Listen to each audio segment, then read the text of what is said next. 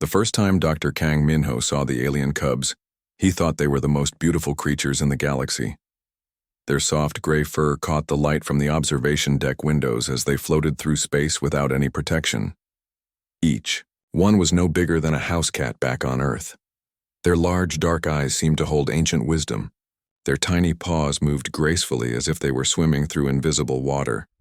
"Look at them," whispered Dr. Park Soo-young from beside him. She pressed her face against the reinforced glass of the research ship Horizon's Edge.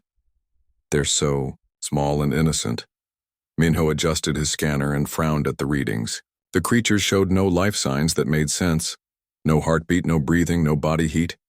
Yet they moved with clear purpose toward the Centauri colony ships in the distance. "Something is wrong here," Minho said quietly. He had studied alien life for 15 years.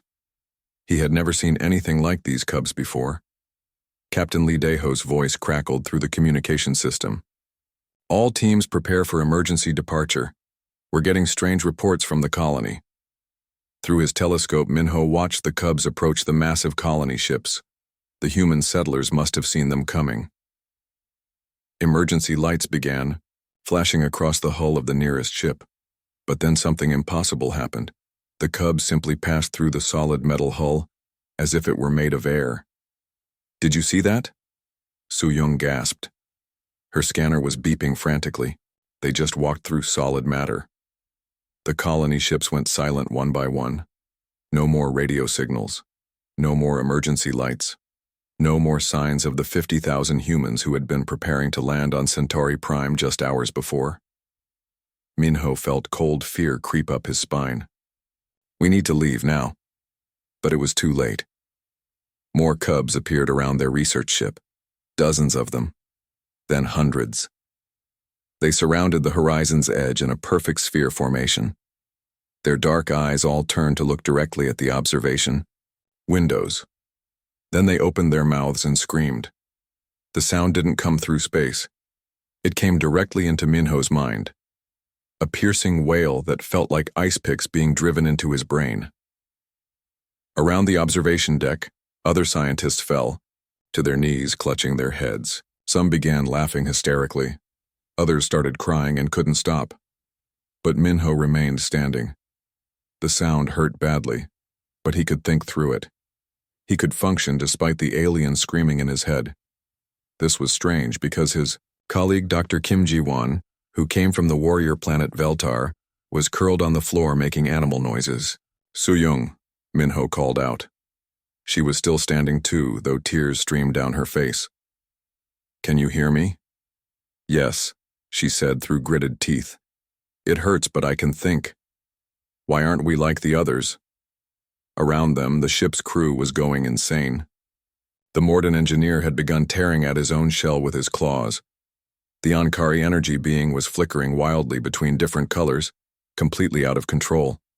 Even Captain Lee, who had fought in 3 galactic wars, was huddled, in a corner whimpering like a child. Only the humans remained functional. The cubs stopped screaming as suddenly as they had started. They looked at each other as if they were communicating silently. Then they began to multiply. Each cub split into 2 identical copies. Then 4. Then 8.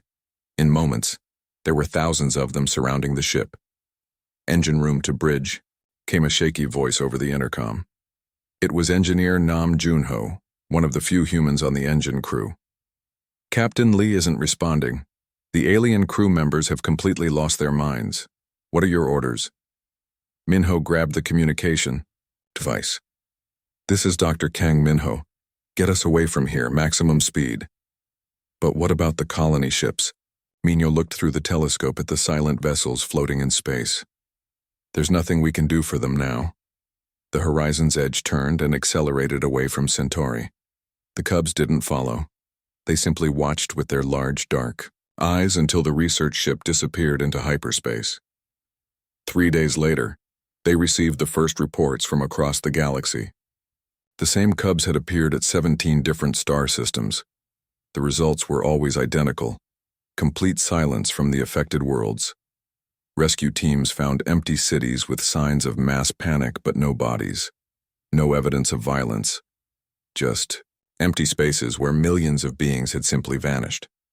The Galactic Council called an emergency meeting on the neutral station Deep Space 7. Representatives from all 12 major species gathered in the Great Assembly Hall.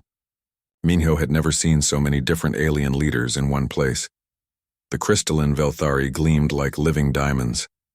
The insect Morden clicked and buzzed in their complex language. The energy-based Ankari flickered with nervous light. Council. Leader Velthara, an ancient Velthari who had lived for over 1,000 years, spoke first. We face a threat unlike any in recorded history. These creatures appear without warning. They cannot be harmed by conventional weapons. Our finest warriors cannot resist their mental attacks. 18 worlds have gone silent, added Morden. Hive Queen Bistka.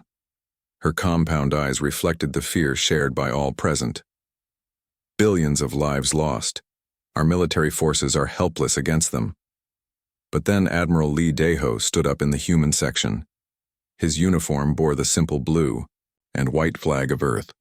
Compared to the magnificent alien leaders around him, he looked plain and unremarkable. With respect, Council Leader, Admiral Lee said calmly, not all species are helpless against these creatures.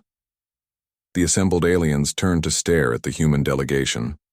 Murmurs of confusion rippled through the hall. Humans were considered one of the youngest and least advanced species in the galaxy.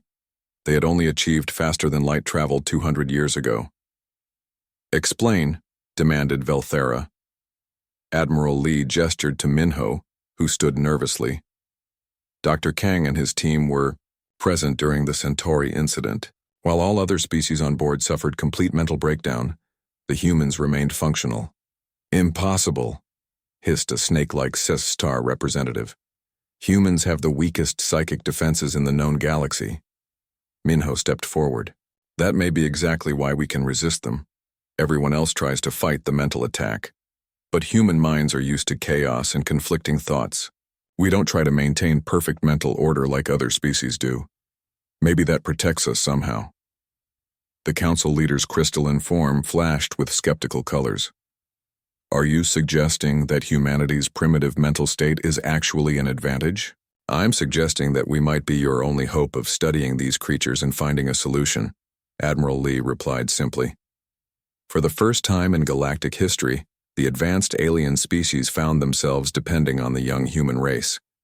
Not because of superior technology or ancient wisdom, but because human minds were messy enough to resist the cubs that were making the entire galaxy cower in fear. As the council debated, more reports came in. The cubs had appeared at new locations. Entire sectors were going dark. Time was running out, and the strange alien children showed no signs of stopping their mysterious expansion across the stars. The galaxy's greatest threat had arrived wearing the face of innocence, and only humanity seemed capable of looking into those dark eyes without losing their sanity completely. 3 months passed since the first cubs appeared at Centauri. The galaxy had changed completely. Entire sectors now existed as dead zones where no ships dared to travel. Trade routes that had operated for thousands of years were abandoned. Fear spread faster than the cubs themselves. Admiral Lee Daeho stood in the war room of the human flagship Eternal Dawn. Red warning lights cast shadows across his weathered face as he studied the galactic map. 47 systems had gone silent. The pattern made no sense. The cubs didn't attack military targets or rich worlds. They seemed to choose places randomly. Sir, we have another message from the council, said Commander Kim Ji-won as she entered the room. Her black uniform was perfectly pressed despite the chaos surrounding them. They want to meet with you again? Admiral Lee sighed deeply. Let me guess. They want us to do their dirty work while they hide in their protected systems. Actually, sir, this time they're offering something different. Full access to their military databases, research funding, even a permanent seat on the High Council. Lee raised an eyebrow. The galactic species had looked down on humans for centuries. They considered Earth people to be crude and primitive. Now desperation was making them generous. What's the catch? They want us to establish a research base in the neutral zone, as close to the cubs as possible. They think our resistance to the mental attacks makes us the only ones who can study them safely. Lee nodded slowly. It was dangerous work, but it might be their only chance to understand these creatures. Get me Dr. Kang Minho and his team. If we're going to do this, we need our best people. 2 weeks later, Dr. Minho found himself aboard a specially built research station called Haven Point. It floated in empty space exactly 1 light-year from the nearest Cub sighting. The station was designed entirely by human engineers because alien technology seemed to malfunction near the creatures. Dr. Park Soo-young worked beside him in the main laboratory. Her fingers moved quickly across the control panels as she analyzed energy readings from nearby space. The quantum signatures are getting stronger, she reported. Something big is happening out there. Dr. Yoon Tai-yang looked up from his physics console. The young scientist had volunteered for this mission despite warnings that it might be a death sentence.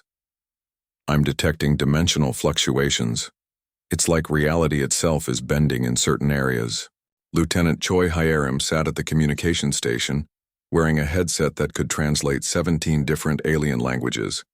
Her job was to monitor all transmissions across this sector of space.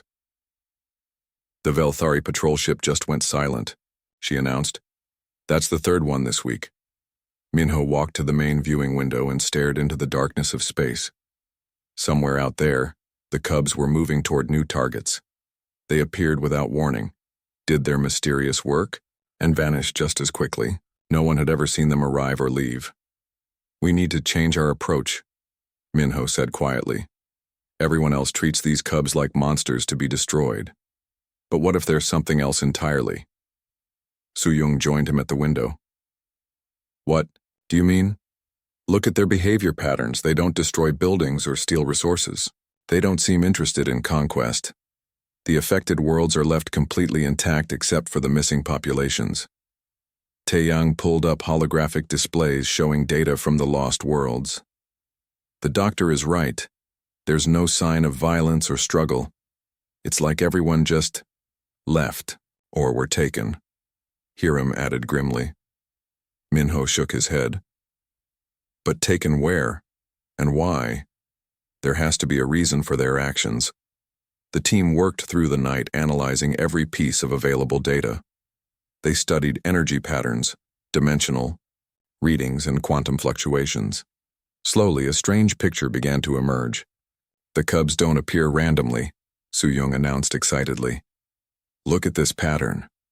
She projected a galactic map with red dots marking every Cub appearance. They're following something. Ancient ruins. Minho leaned forward to study the map more closely. Each red dot was located near archaeological sites scattered throughout the galaxy. These ruins were older than any known civilization. Most species ignored them because they seemed empty and worthless. The ruins all share similar architecture, Taeyang observed. Same geometric patterns, same construction materials. It's like they were built by the same people across thousands of light years. But that's impossible, Hyerim protested. These sites are separated by distances that would take millions of years to travel even at light speed. Minho felt excitement building in his chest. This was the first real pattern they had discovered. Unless whoever built them had technology far beyond anything we understand today. The team spent the next several days studying the ancient ruins more carefully. Most galactic databases contained only basic information about these sites. The major species had explored them centuries ago and found nothing valuable. But humans saw things differently. Where other species saw empty stone buildings, human archaeologists noticed subtle details, hidden chambers, strange symbols, technology so advanced it looked like simple decoration. Professor Bei Sang-woo arrived on Haven Point with a team of human archaeologists and linguists. The elderly professor had spent his entire career studying dead civilizations. His white hair and thick glasses made him look harmless, but his mind was sharp as a laser. These ruins are not random, Professor Bei announced after reviewing the data. They form a network. Each site is positioned at specific galactic coordinates. The mathematical precision is incredible. A network for what? Minho asked. That's what we need to find out. But I suspect these ancient builders were trying to accomplish something on a galactic scale. Meanwhile, Lieutenant Hiram discovered something disturbing in the communication logs. The cubs weren't just appearing near ruins randomly. They were moving in a specific sequence, visiting the sites in a particular order. It's like they're following a map, she explained to the team. Site after site in perfect sequence. Whatever they're doing, it's planned and systematic. Dr. Taeyang made the next breakthrough while analyzing quantum readings from the ruins. The energy signatures are identical to what we detect around the cubs themselves. These ancient sites are connected to the creatures somehow. Connected? How? Soo-young asked. I think the ruins are some kind of anchors, points where our reality connects to somewhere else. The cubs might be coming through these connection points. Minho felt pieces of the puzzle clicking together in his mind. So the cubs aren't randomly attacking. They're going to specific places that have meaning to them. Places built by an ancient civilization that knew about them. But why now? Hiram wondered. These ruins have existed for millions of years. Why are the cubs appearing today? Professor Bay adjusted his glasses and looked grave. Perhaps because something is changing, these ancient sites might be failing after all this time. Or maybe someone has activated them. That night, alarms began blaring throughout Haven Point. Emergency lights flashed red as the entire station shuddered. Through the viewing windows, the crew could see them approaching. Dozens of cubs floating through space directly toward the research station. But something was different this time. Instead of the random movements they had observed before, these cubs moved with clear purpose. They arranged themselves in geometric patterns around Haven Point. Their large dark eyes focused directly on the human crew inside. They know we're watching them, Minho whispered, and I think they want to communicate. For the first time since the cubs had appeared in the galaxy, someone was ready to listen to what they had to say. The question was whether humanity could survive learning the truth about these mysterious creatures and their connection to the ancient civilization that had vanished millions of years before. Professor Bei Sangwoo stood inside the ancient ruins on planet Kepler 438b. His breath formed small clouds in the cold air as he studied the strange symbols carved into the walls. The human archaeological team had been working for 2 weeks to decode these markings. Unlike anything in the galactic databases, these symbols seemed to tell a story. Dr. Minho watched from outside the ruins through his portable scanner. The cubs had not appeared here yet, but quantum readings showed this site was highly active. Energy patterns flowed through the ancient stones like blood through veins. The symbols are definitely a language, Professor Bay called out. His voice echoed in the empty chamber. But it's not like any writing system we've seen before. Each symbol contains multiple layers of meaning. Dr. Soo-young worked beside him with translation software specially designed for ancient texts. I think I found something important, she announced. This word keeps appearing. It might be a name or title. Something like architects. The team had discovered 12 similar sites across this sector. Each contained identical architectural features despite being separated by vast distances. The precision was impossible unless the builders had technology far beyond current galactic standards. Commander Kim Ji-won's voice crackled through the communication system from orbit. Doctor, we're picking up movement in the outer system. Multiple contacts approaching at high speed. Minho felt his heart race. Cubs? Confirmed. At least 50 of them. They'll reach the planet in 6 hours. Professor Bay emerged from the ruins carrying a datapad filled with translated symbols. His elderly face showed excitement mixed with deep concern. We need to leave immediately, but first you must see what I've discovered. The team gathered around as Professor Bay displayed his translation work. The ancient symbols formed clear sentences when arranged properly. The story they told was terrifying. The architects were fighting a war, Professor Bay explained, not against another species but against something from outside normal reality. They called it the Devourer. According to these records, it came from a place where thoughts and dreams could eat entire worlds. Dr. Taeyang studied the translation. Data. This doesn't make scientific sense. How can thoughts eat anything? Maybe it makes sense in ways we don't understand yet, Minho suggested. Keep reading, Professor. Professor Bai scrolled through more translated text. The architects created weapons to fight the Devourer, living weapons that could exist in multiple dimensions at once. They called these weapons... He paused and looked up at the team with wide eyes. They called them Void Spawn. The words hit everyone like a physical blow. Void Spawn. It was a perfect description of the cubs that had been terrorizing the galaxy. So-young grabbed the datapad and read the symbols herself. It says here that the Void Spawn were designed to be guardians. They were supposed to protect normal reality from the Devourer's influence. But something went wrong, Professor Bay continued grimly. The Void Spawn became uncontrollable. They spread throughout architect space and began affecting the population's minds. Entire worlds went insane. Minho felt pieces clicking together in his mind.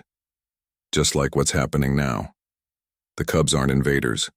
They're the architect's old weapons, somehow still active after millions of years. The archaeological team worked frantically to translate more records before the cubs arrived. The ancient story became clearer with each symbol decoded. The architects had built a massive containment system across the galaxy. Quantum barriers designed to trap the void, spawn in a pocket dimension where they couldn't harm anyone. The ruins aren't just archaeological sites, Dr. Taeyang realized. They're part of a machine, a galaxy-spanning prison system. Lieutenant Hiram's voice came through from orbit. The cubs have entered the atmosphere. They're heading directly for your location. Professor Bay grabbed the most important data files. The containment system is failing. That's why the cubs are appearing now. After millions of years, the barriers are breaking down. The team ran for their shuttlecraft as the first cubs appeared in the sky above. But these creatures moved differently than before. Instead of floating randomly, they formed precise geometric patterns. They descended toward the ruins like they were coming home. As the shuttle lifted off, Minho watched through the rear window. The cubs entered the ancient buildings and simply vanished. No flash of light or energy discharge. One moment they were there, the next they were gone. Where did they go? Su-young asked. Back to their prison dimension, Professor Bay answered. But not for long. The barriers are weakening with each transition. During the flight back to Haven Point, the team studied more translated records.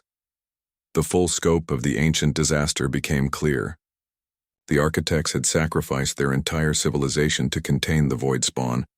They had built the prison system, activated it, and then died to ensure the barriers would hold. The quantum decay rate is accelerating, Dr. Taeyang reported, from his analysis station. Based on these readings, complete barrier failure is inevitable within 18 months. What happens then? Commander Kim asked from the pilot's seat. Professor Bay looked up from the ancient records with fear in his eyes. According to these texts, there are billions of void spawn trapped in the pocket dimension. When the barriers fail completely, they'll all return to normal space at once. The shuttle docked with Haven Point as emergency alarms began sounding throughout the station. Long-range sensors had detected something massive moving at the galaxy's edge. Space itself seemed to ripple and bend as something unimaginably large pressed against the weakening barriers between dimensions.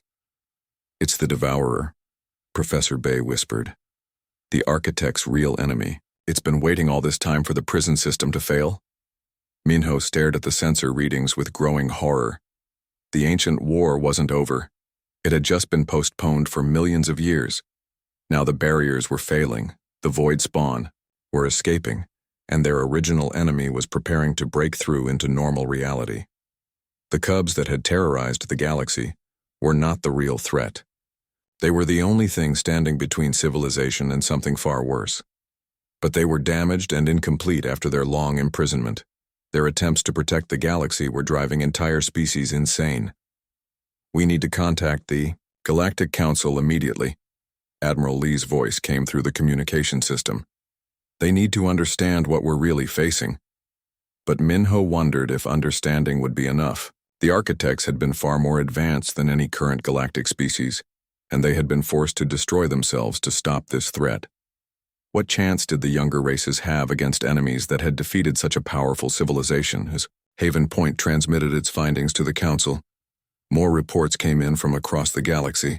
The barrier failures were accelerating. Cubs were appearing in larger numbers and staying visible for longer periods. And at the galaxy's edge, space itself was beginning to tear as something ancient and hungry prepared to return to a reality it had been denied for millions of years. The race against time had begun, and humanity found themselves holding secrets that could either save the galaxy or doom it to the same fate that had befallen the mysterious architects so long ago. Dr. Minho sat alone in the isolation chamber deep within Haven Point Station.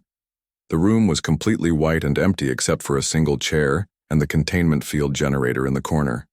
Behind the shimmering energy barrier, a single, void spawn cub floated motionless. For 3 weeks, Minho had been coming to this room every day. While the Galactic Council debated evacuation plans and military strategies, he had chosen a different path. He was going to communicate with the enemy. The cub was no larger than his hand.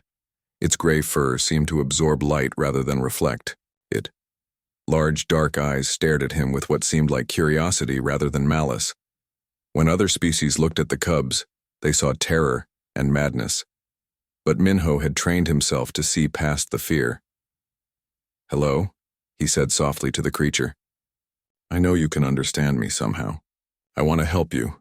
The cub tilted its head slightly. Then it opened its mouth and let out the softest whisper of psychic sound. Not the devastating scream that drove other species insane, but something gentler, almost like a question. Dr. Suyong watched from the observation room above. She had begged Minho not to do this. Extended exposure to the cubs had damaged several researchers' minds permanently, but Minho insisted that understanding was their only hope. "Brain activity is stable," she reported through the intercom. "But I'm detecting unusual neural patterns. The creature seems to be learning your thought processes." Captain Oh Min-seok stood beside her wearing his military uniform. The stern officer had been assigned to terminate the experiment if Minho showed any signs of madness. "This is insane. We should be developing weapons, not trying to make friends with these things." "Weapons don't work on them," Soo-young reminded him. "Every military force in the galaxy has tried. The cubs just phase through solid matter and multiply when attacked." In the isolation chamber, Minho had been working on a theory for weeks. Human minds were different from other galactic species. Where aliens tried to maintain perfect mental order, humans lived with chaos and conflicting emotions every day. This mental flexibility might be the key to communication. He closed his eyes and deliberately made his thoughts as chaotic as possible. He thought about Earth's blue oceans, his childhood dog, complex mathematical equations, and his fear of spiders, all at the same time. The jumbled mental noise seemed to interest the cub. The creature moved closer to the containment barrier. Its dark eyes focused intently on Minho's face. Then something incredible happened. Images began forming in Minho's mind. Not words or sounds, but pure visual information. He saw vast cities of crystal and light, beings of incredible beauty and intelligence working together on projects that spanned entire solar systems. This had to be the architect's civilization at its height. The cub was showing him memories somehow, but then the images changed. Darkness crept into the crystal cities. The beautiful beings began screaming and tearing at their own bodies. Their perfect minds couldn't handle contact with something alien and wrong. The Devourer's influence was spreading through their reality like poison. "I'm getting massive psychic readings," Dr. Taeyang announced from his monitoring station. "The creature is transmitting enormous amounts of information directly into the doctor's brain." More images flowed through Minho's consciousness. He saw the architect's desperate attempts to create guardians, laboratories where they tried to build beings that could exist in multiple dimensions at once. Failure after failure as their creations went insane or simply dissolved into quantum foam. Then success. The first stable void spawn appeared in a laboratory chamber. It looked exactly like the cub floating before him now. Small, innocent, and incredibly dangerous. The architect scientists celebrated their breakthrough, but their celebration was short-lived. The void spawn began affecting everyone around them, not with malice, but simply because their multidimensional nature was toxic to normal consciousness. The scientists went insane trying to study their own creation. "Doctor, your brain patterns are becoming erratic," Soo-young warned through the intercom. "You need to stop this now." But Min-ho couldn't stop. The cub was showing him something crucial. The void spawn hadn't chosen to become weapons of madness. They were incomplete beings torn between dimensions and unable to exist fully in any single reality. Their very presence caused psychic disruption because they were trapped between worlds. The images showed the architect's final solution: a massive network of quantum barriers designed to contain the void spawn in a pocket dimension. The builders sacrificed their lives to power the system, accepting extinction to save future civilizations. But the cubs remembered everything, millions of years of isolation in their dimensional prison. They remembered their creators and their original purpose. They were supposed to be guardians, protectors of reality itself. Instead, they had become the very monsters they were created to fight. "The containment field is fluctuating," Captain O announced. "If that thing gets loose in the station..." The cub suddenly pressed against the energy barrier. Its small paws touched the shimmering field, and for a moment, the barrier became transparent. Minho could see tears in the creature's large, dark eyes. More images flooded his mind. The cubs weren't attacking random worlds. They were searching. Every site they visited contained traces of architect DNA preserved in quantum matrices. They were looking for their creators, not understanding that the architects had died millions of years ago. "They're lost," Minho whispered. "They don't know what happened to their makers. They're just children looking for their parents." The revelation hit him like lightning. The void spawn weren't monsters at all. They were orphans, damaged, incomplete beings trying to fulfill a purpose they only half remembered. Their attacks on galactic civilization weren't malicious. They were desperate attempts to communicate and understand their own existence. "Doctor, you need to disconnect immediately," Dr. Soo-young called out. "Your neural activity is approaching dangerous levels." But the cub wasn't finished. It showed Minho one final image that made his blood freeze. In the darkness between dimensions, something vast and hungry was stirring. The devourer had been waiting patiently for the prison barriers to fail. It knew that when the void spawn escaped, the way would be open for it to return to normal reality. The barriers weren't just keeping the cubs in. They were keeping something far worse out. Minho opened his eyes and found himself back in the isolation chamber. The cub floated silently behind its containment field, watching him with ancient sadness. He finally understood what they were dealing with. "The cubs aren't our enemy," he announced to the observation room. "They're our only hope. The devourer is coming, and these damaged guardians are the only thing that can stop it." Captain O shook his head. "That's impossible. Look what these creatures do to entire populations." "Because they're broken," Minho explained urgently. "The architects created them to be perfect guardians, but the isolation has damaged them. They're trying to protect us, but their fractured existence makes them toxic to normal minds." Dr. Soo-young leaned forward. "Are you saying we need to fix them somehow?" "I'm saying we need to complete them, give them stable quantum anchors so they can exist fully in our reality without causing psychic disruption. If we can repair what the architects started, maybe the cubs can fulfill their original purpose." The team stared at him in silence. The idea was incredible and terrifying at the same time. Work with the creatures that had terrorized the galaxy instead of fighting them. Trust humanity's survival to beings that drove other species insane with their very presence. But as alarms began sounding throughout Haven Point, they realized they might not have any choice. Long-range sensors detected massive quantum disturbances at the galaxy's edge. The final barrier failures were beginning, and something unimaginably ancient was pressing against the weakening walls between realities. The devourer was coming, and their only potential allies were the misunderstood cubs that the entire galaxy feared and hated. The Galactic Council chamber erupted in chaos as Dr. Minho finished his presentation. Alien representatives shouted in dozens of languages while translation systems struggled to keep up. The crystalline Velthari flashed angry colors. The insect, Morden, clicked their mandibles in distress. Even the usually calm energy beings flickered with agitation. "You want us to help these monsters?" roared General Nam Junho, the Council's military commander. His scarred face showed years of combat experience. These cubs have destroyed 47 worlds, billions of lives lost. And you suggest we make them stronger? Admiral Lee Daeho stood beside Minho at the presentation podium. Despite pressure from his own officers, he supported the radical plan.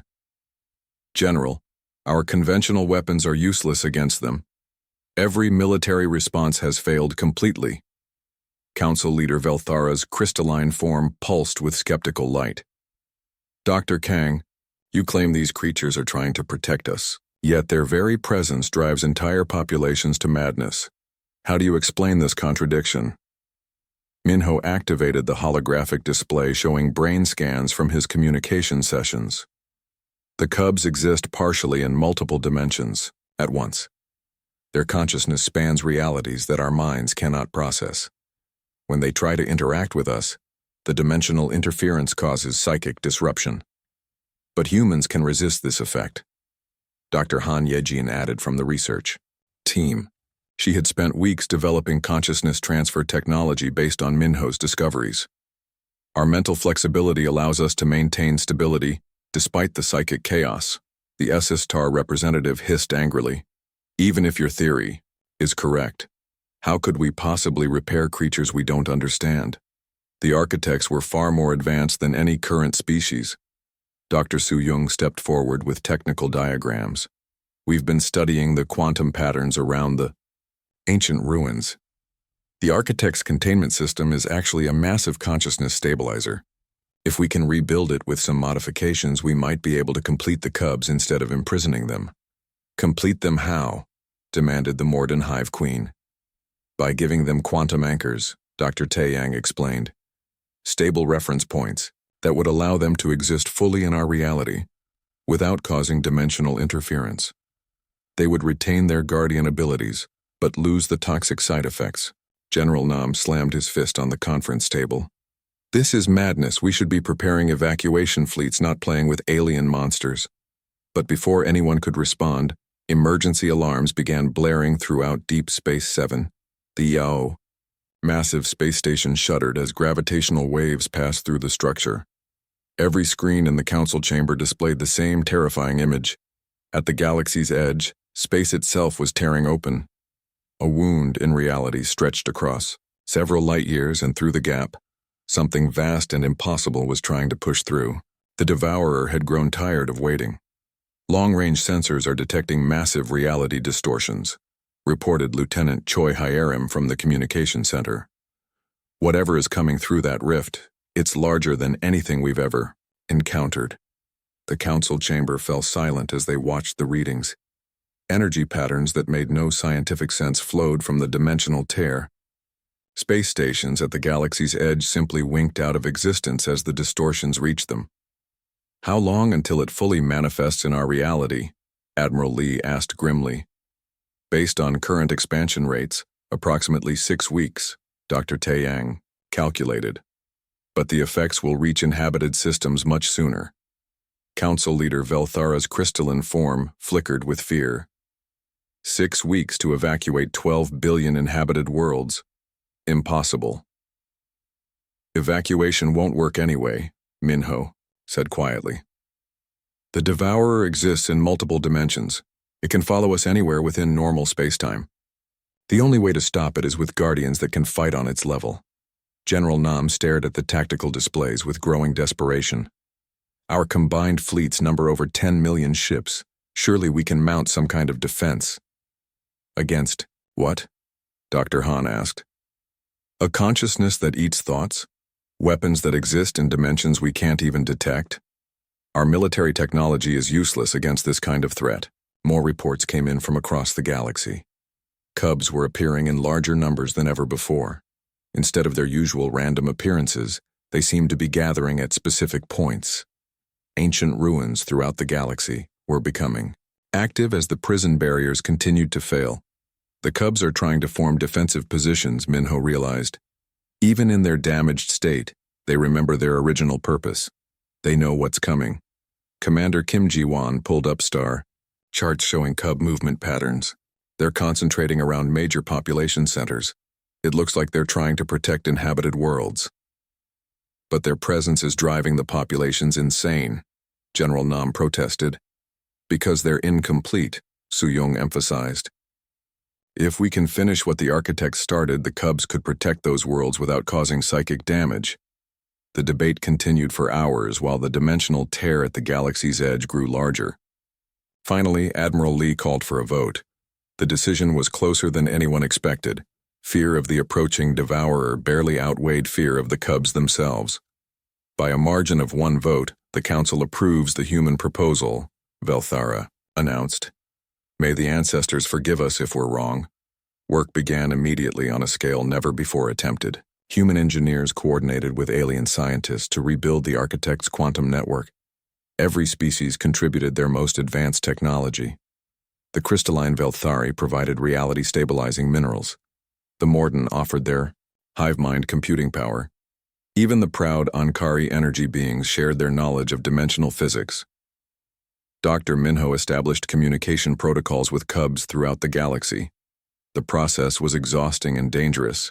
Each session left him mentally drained and disoriented.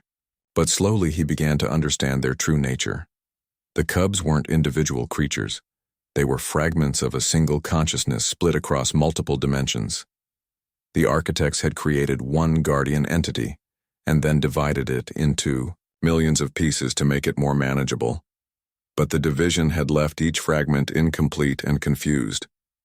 They're like children with amnesia, Minho explained to his research team. They remember fragments of their purpose, but not the whole picture. That's why they seem lost and desperate. Engineer Lim Sungmin coordinated the massive construction project from his command center on Haven Point. Quantum stabilizers were built at every ancient ruin site throughout the galaxy. Instead of containing the Cubs, these new devices would complete their fractured existence. We're essentially performing surgery on reality itself, he reported during a progress meeting. One mistake could collapse the entire galactic quantum field. Dr. Kang Yunbi developed psychic shielding systems to protect construction crews from Cub proximity. Her work allowed alien workers to operate near the creatures without suffering mental breakdown. The shields didn't stop the psychic interference, but they filtered it into manageable levels. As the construction neared completion, the Devourer's influence grew stronger. Reality distortions spread inward from the galactic edge like an infection. Worlds began reporting impossible phenomena. Physics stopped working properly in some regions. Time flowed backward in others. The Devourer isn't just trying to enter our reality, Professor Bay observed from his analysis of the ancient records. It's trying to remake our reality in its own image, a universe where consciousness exists as a predatory force. With only days remaining before the final barrier collapse, Minho prepared for the most dangerous part of the plan. He would need to make direct psychic contact with the entire Cub collective consciousness. The process would either complete their transformation or destroy his mind completely. As he entered the specially prepared chamber surrounded by quantum stabilizers, Minho wondered if humanity's unique mental flexibility would be enough. They were about to attempt something that had required the architect's entire civilization to accomplish.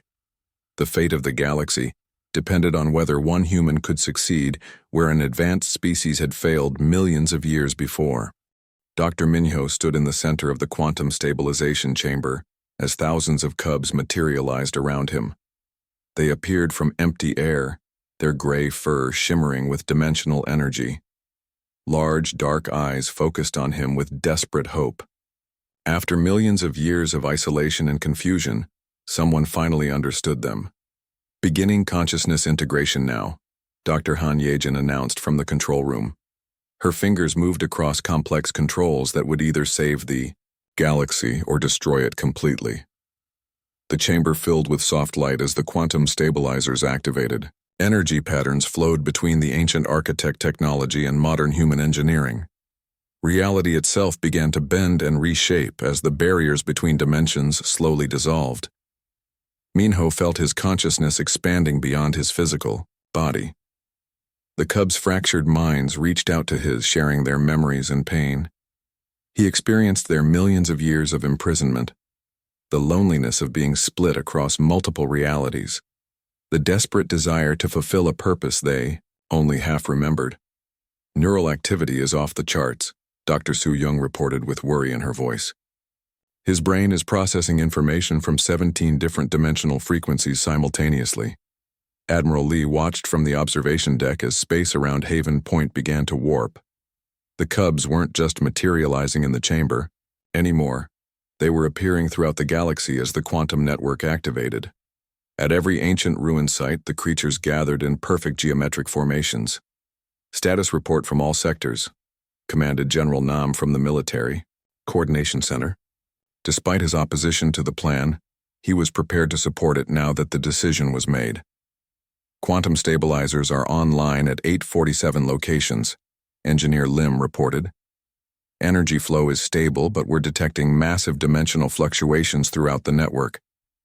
In the chamber, Minho's consciousness touched the collective memory of the Cubs.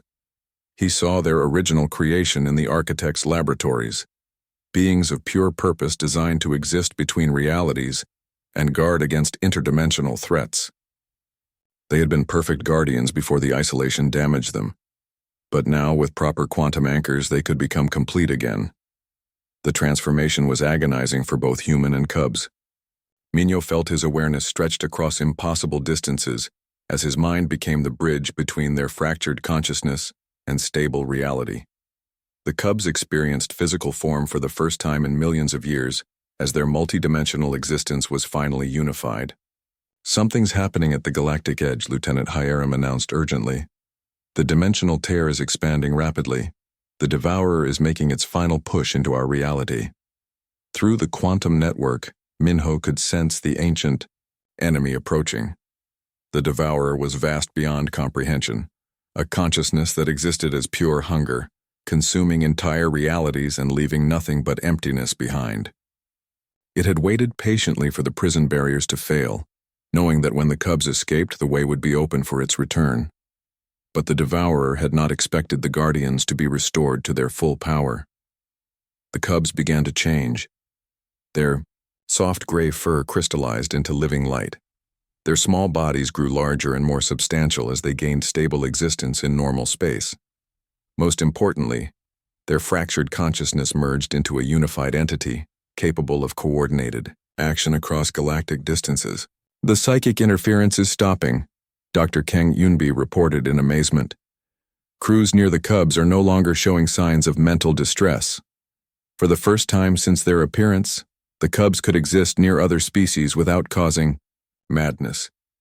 They had become what the architects originally intended. Perfect guardians capable of protecting reality itself." The completed Cubs rose from the chamber in Haven Point Station. No longer small and helpless, they appeared as beings of crystalline beauty that moved through space without ships or protection. Their transformed appearance was still unsettling, but no longer drove observers insane with fear. Minho collapsed from the psychic strain, but remained conscious. Through his connection to the Cubs, he could perceive the battle beginning at the galaxy's edge. The Devourer had finally broken through the dimensional barriers, its impossible form pressing into normal space. The entity was larger than solar systems and existed in dimensions that made geometry meaningless. It reached toward inhabited worlds with tendrils of living darkness that consumed thoughts and dreams. Where its influence touched, reality became twisted and wrong. But the Cubs were ready. They met the Devourer at the boundary between normal, space, and the dimensional void. The battle existed on levels that most species couldn't perceive. To ordinary sensors, it appeared as strange auroras dancing across space, but Minho could see the true conflict through his psychic link. The Cubs fought with weapons of pure thought and dimensional manipulation. They created barriers of crystallized reality that blocked the Devourer's advance. When the ancient enemy tried to consume inhabited worlds, the Guardians were there to protect them. "The dimensional distortions are stabilizing," Dr. Taeyang reported, with wonder. "Reality distortion effects are decreasing throughout the affected sectors." The battle raged for days as the Cubs pushed the Devourer back toward the dimensional tear. The ancient enemy was powerful, but it had grown lazy during its long exile. The Guardians were smaller but faster, working together with perfect coordination. Finally, with a sound like reality itself screaming, the Devourer retreated. It pulled back through the dimensional gap, seeking easier prey in other realities where no guardians waited to oppose it. The cubs sealed the tear with quantum barriers far stronger than anything the architects had built. These new defenses would hold for millions of years, protecting not just this galaxy but countless others from the interdimensional threat. Status report from all sectors, Admiral Lee requested as the strange lights faded from space. All cubs have withdrawn to defensive positions around major population centers, Commander Kim reported. They're maintaining respectful distance, but remaining close enough to respond to threats. The cubs had chosen their new name through the quantum network. They called themselves the Eternal Guardians, no longer the feared creatures that sent civilizations fleeing in terror, but protectors ensuring that nightmares from other realities never again threatened the worlds they had learned to love. Minho spent weeks recovering from the psychic strain of the transformation. When he finally left the medical bay, he found the galaxy changed forever. The cubs maintained their watch at the borders of inhabited systems, their crystalline forms beautiful but still alien enough to remind everyone of their otherworldly nature. The Galactic Council awarded him their highest honor, not just for saving the galaxy but for proving that understanding could triumph over fear. Humanity's unique mental resistance had become the key to establishing peace between dimensions. Dr. Soo-young joined him at the observation deck of Haven Point as they watched the Eternal Guardians patrol the outer system. Their transformed appearance was magnificent but still unsettling to most species. "Do you think we made the right choice?" she asked. Minho smiled as one of the Guardians acknowledged their presence with a gentle pulse of light. The cubs that once terrified the galaxy are now its greatest protectors. I think the architects would be proud. Years later, Minho established the Institute for Trans-Dimensional Studies, where humans and aliens work together to understand the mysteries of parallel realities. The Eternal Guardians visited occasionally, sharing knowledge about the spaces between worlds and the threats that lurked there. In quiet moments, Minho reflected on the strange journey that had brought them to this point.